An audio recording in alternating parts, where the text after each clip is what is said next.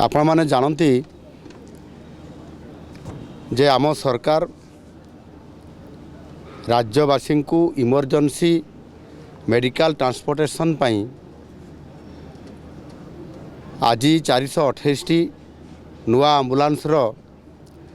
व्यवस्था करिसेंती जाकि आज ताहार शुभ उद्घाटन करागला। ठीक यही भली भाव में यह पूर्वर गत 2025 मसीहार डिसेम्बर 23 तारीख रे से दिन 150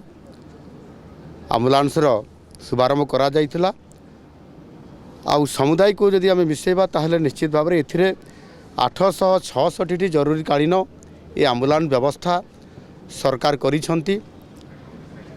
आज जो व्यवस्था करागला से 250 जो नुआ जोड़ा गला आज एथिरे समुदाय 111 कोटी टंकार व्यवस्था राज्य सरकार निजस्व ये पांठि व्यवस्था करी देइछंती। एहा सहित मध्य जो माने आमर गर्भवती महिला अछंती एवं किछि असुस्थ शिशु सबुबले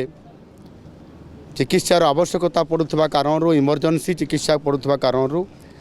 जननी एक्सप्रेस नाम 500टी स्वतंत्र आम्बुलांस ये कार्यकारी करा जाउछ। एनु निश्चित भाव में लोकंकर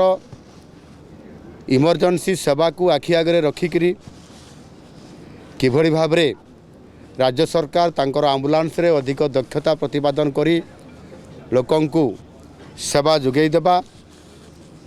एवं सेमानंकु यथा समय हॉस्पिटल को पहुंचाई तार आशु आरोग्य सेवा पहुंचाइबा पई जो आम्बुलांस रा गोटे बहुत बड़ भूमिका रहउची आ ताकू सुनिश्चित करबा पई ए दिगरे आम सरकार दृढ़ पदक्षेप नौछंती। कौन सी भी रोगी आम्बुलांस बिना चिकित्सा रे तार असुविधा हो जीव जीवन रा हानि हो पारे ये प्रकार आशंका को दूर करी किभली भाव में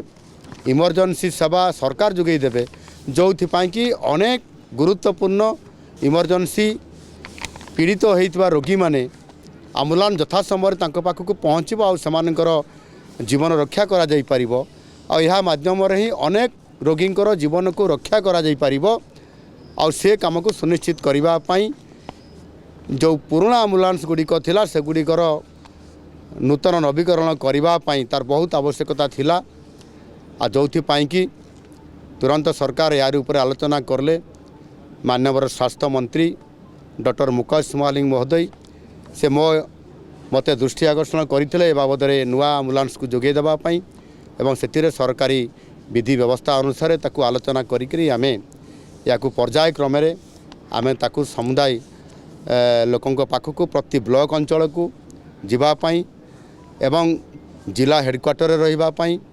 प्रति ब्लॉक अंचल अर्थात सीएससी जोटी अच्छी एवं प्रति हेडक्वार्टर को कम्युनिकेट करने जिला रू पुणी बड़ मेडिकल को कम्युनिकेट करने जो जो अंचल बड़ मेडिकल थी जमीती कटक बुर्ला ब्रह्मपुर एवं से भाई आउ किसी जगह अच्छी जो थे कि निहाती ताकू कम्युनिकेट करने आउ किसी भी जगह अच्छी जो थे कि इमरजेंसी साहाय्य देवाई तार आवश्यकता मने होची से सरकार भी निष्पत्ति नहीं जमीती आमर विमान योजना माध्यम आमे आमर उड़ान कार्यक्रम आमे रखीचु उत्केला रे राउरकेला रे एवं आपंकर जयपुर रे एवं आउ किसी जगार आमर आगामी दिन में सेवा देवाई आमे जाऊँ आ से दृष्टिकोण से एयर स्ट्रिप मानकर किभली भाव में आम्बुलांस सेठी नियोजित होकर थिबो कौन सी इमरजेंसी यदि परिस्थिति आसे ताहले सेवा से जोगई देव। एणु प्रत्येक इमरजेंसी सेवा जोगई देवा आम सरकार को जो प्राथमिकता अच्छी लक्ष्य अच्छी ताको पूरण करने आम प्रतिश्रुतिबद्ध आ जोठी भी समस्या आसो जोठी भी नुआ प्रस्ताव आसो से प्रस्ताव को आम ग्रहण करी ताकू सरकार कार्यकारी निश्चित भाव में करेंगे। एणु आज आम प्रायतः 250 आम्बुलांस गाड़ी को 108 आम्बुलांस व्यवस्था करने द्वारा मोटामोटी भाव में सारा ओडिशार प्रत्येक अंचल नुआ आम्बुलांस गाड़ी जोगई देवार ये निश्चित भाव में गोटे प्रकार